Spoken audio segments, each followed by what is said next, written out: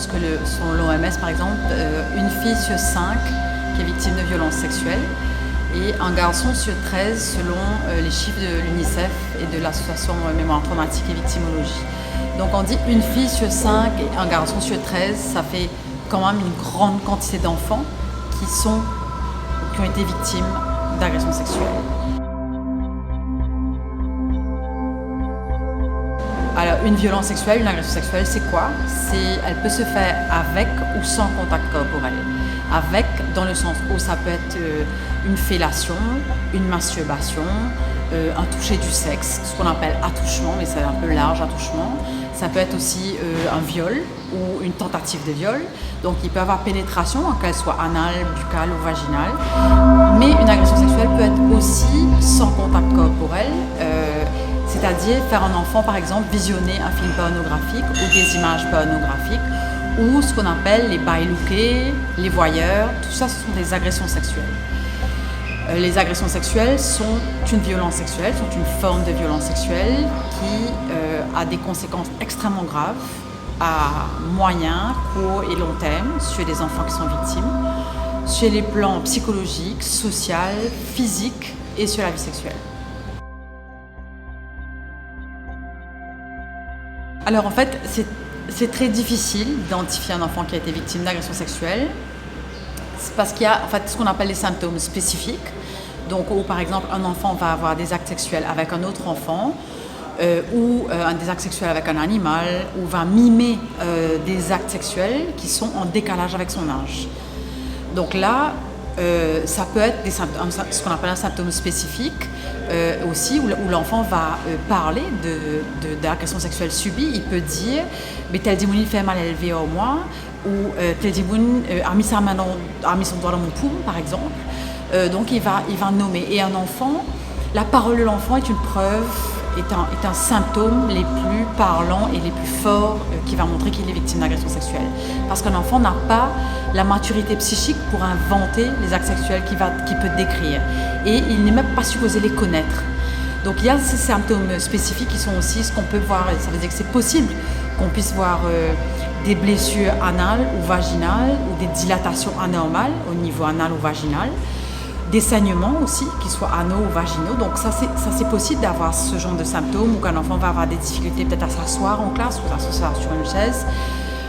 Mais c'est possible aussi qu'on n'ait pas de symptômes spécifiques et que l'enfant montre un mal-être. Donc il peut y avoir aussi un repli sur soi ou un comportement agressif brutal ou ça peut être, voilà. Donc il y a aussi des cas où c'est possible que des dessins d'enfants puissent montrer des formes, ce qu'on appelle phalliques ou vulvaires, donc des formes de sexe dans les dessins.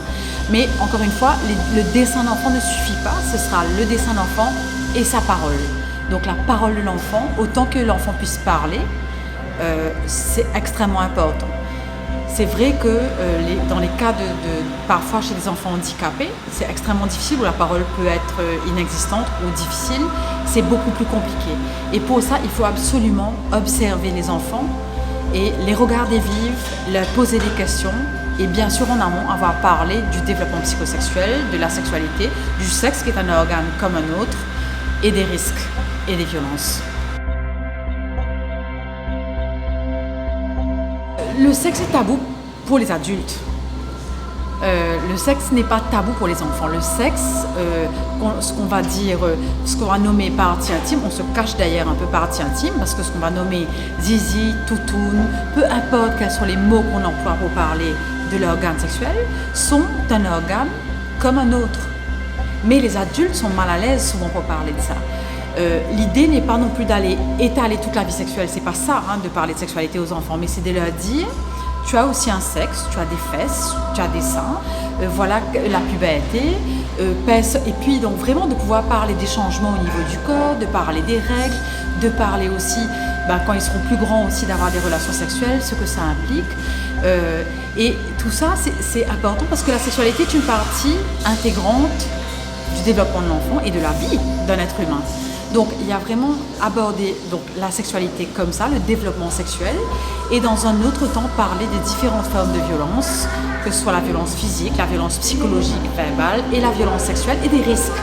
Mais ne pas parler au même moment du développement sexuel, parce que la sexualité, c'est quelque chose qui est très beau à vivre, à être partagé, donc de parler du consentement, de parler de... Et depuis que l'enfant est petit, de lui dire de nommer son sexe.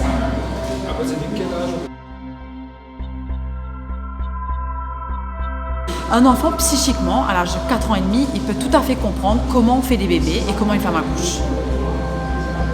Donc avoir une relation sexuelle, ça veut dire que ce soit le pénis, qu'il soit dans le vagin, de parler des ovules, de parler des spermatozoïdes. Donc il y a des ouvrages qui peuvent aider, en fait, parfois quand les parents se sentent mal à l'aise, de parler de ça, en fait, de parler simplement parce que c'est juste un élément comme un autre dans la vie d'une personne.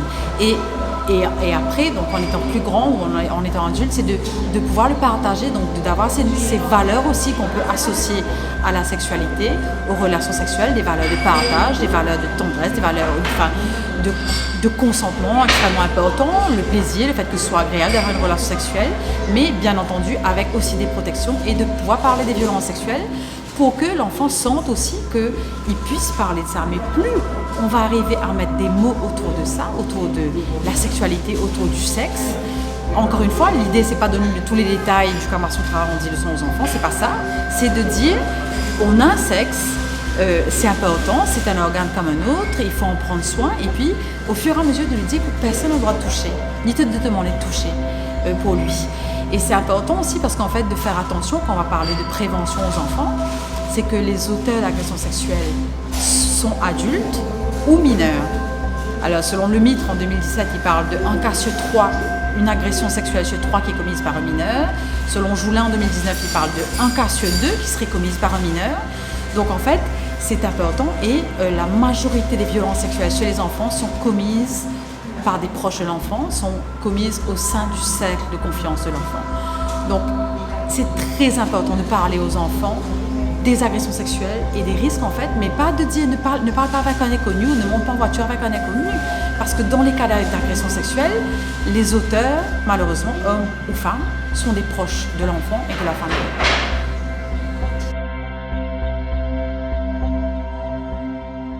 Alors il y a 2 axes. Il y a l'axe d'intervention, quand un enfant vient dire qu'il a été victime d'agression sexuelle ou qu'on a des suspicions d'agression sexuelle ou qu'un enfant, par exemple, un enfant de 2-3 ans, les enfants de manière générale dans leur développement psychosexuel, ils vont caresser leur sexe, qu'on va appeler masturbation, mais ils peuvent avoir la main à 2-3 ans dans la culotte, dans le boxer, c'est tout à fait normal, ça fait partie de leur développement sexuel. Donc vers 2-3 ans c'est normal. Mais un enfant qui se caresse le sexe en public de manière compulsive, il peut pas faire mal élevé, mais c'est un signe qu'il y a quelque chose qu'il est en train de dire. Il ne faut pas directement dire voilà, il est victime d'agression sexuelle, mais en tous les cas, il faut creuser avec lui. En tous les cas, il faut se poser la question de savoir qu'est-ce qui se passe. Si ce n'est pas un âge normal de caresse du sexe, on va dire. Parce que la caresse du sexe chez l'enfant est normale vers 2-3 ans, et puis à l'adolescence et à la puberté, c'est normal aussi. La masturbation fait partie aussi du développement psychosexuel. Donc cet axe de prévention va être important. Ça veut dire que de pouvoir parler justement de sexualité et de nommer justement le sexe, de nommer les différentes parties du corps, de parler aussi dans un autre temps des violences sexuelles, des risques, des conséquences graves des agressions sexuelles aussi sur un enfant, des auteurs de violences sexuelles. Donc il faut vraiment pouvoir libérer la parole autour de ça. Et en parallèle, quand un enfant vient dire ce qu'il a subi ou que quelqu'un l'a touché, a caressé son sexe, etc., il faut absolument le croire. Et comme dit Pierre Sabourin, la parole a valeur d'appel au secours. Donc un enfant ne peut pas inventer, quand il est en train de grandir, les agressions sexuelles qu'il est en train de décrire, parce qu'il ne peut pas psychiquement déjà les inventer. Et puis, donc, croire sa parole absolument et le protéger. Alors, c'est aux parents la responsabilité première de protéger les enfants. Et quand les parents n'arrivent pas, ou n'arrivent pas seuls en tous les cas, il y a actuellement dans le Child Protection Act la section 11 qui va dire que any member of the staff of the school ou any member of medical or paramedical dans l'institution peut dénoncer, peut signaler alors au PS du ministère de l'égalité des gens et du bien-être de la famille et au CDU any suspected abuse. Donc en fait quand on a une suspicion d'abus ou que voilà, un enfant vient parler de ce qu'il a pu subir, il faut le croire et il faut le protéger. Maintenant, c'est la responsabilité des parents, mais aussi de l'État de le protéger. Donc il y a cette instance de protection de l'enfance qui est le 113. Et puis il y a aussi le bureau de l'Ombudsperson for Children, qui est une instance solide sur qui on peut compter ici, qui est le 454-3010. Donc, mais il faut absolument signaler la situation au CDU avant, en fait, donc au 113. Il faut absolument entreprendre des suivis pour les enfants victimes à plusieurs niveaux. Donc il y a le suivi thérapeutique, parce que les conséquences des agressions sexuelles peuvent être extrêmement graves sur un enfant victime. Il y a le suivi au niveau médical et physique, parce que une agression sexuelle peut avoir laissé des traces, en fait, avoir des lésions, ça peut créer des MST, une grossesse et des blessures extrêmement graves. Le suivi doit être aussi fait au niveau légal et au niveau social. Nos lois le disent très clairement à Maurice, c'est qu'une agression sexuelle sur un enfant est de l'ordre du délit ou du crime. Donc c'est illégal. Que ce soit un attouchement, que ce soit une masturbation, une fellation, qui est exigée d'un adulte sur un enfant, d'un enfant sur un autre enfant, c'est illégal. Donc il faut intervenir à ce niveau-là aussi et pas se taire, parce que quand on se tait, on laisse faire. Et c'est souvent très difficile parce que justement l'auteur des violences sexuelles est un proche de l'enfant, est un proche de la famille, est quelqu'un qu'on aime, mais les recherches montrent beaucoup que s'il n'y a pas de suivi thérapeutique obligatoire ou de temps d'emprisonnement pour les personnes, c'est que l'auteur des violences sexuelles sera dans l'impunité et va continuer d'agresser l'enfant et d'autres. Donc les risques sont décuplés si on n'intervient pas, et si l'État n'intervient pas aussi, les parents et l'État n'interviennent pas pour protéger l'enfant.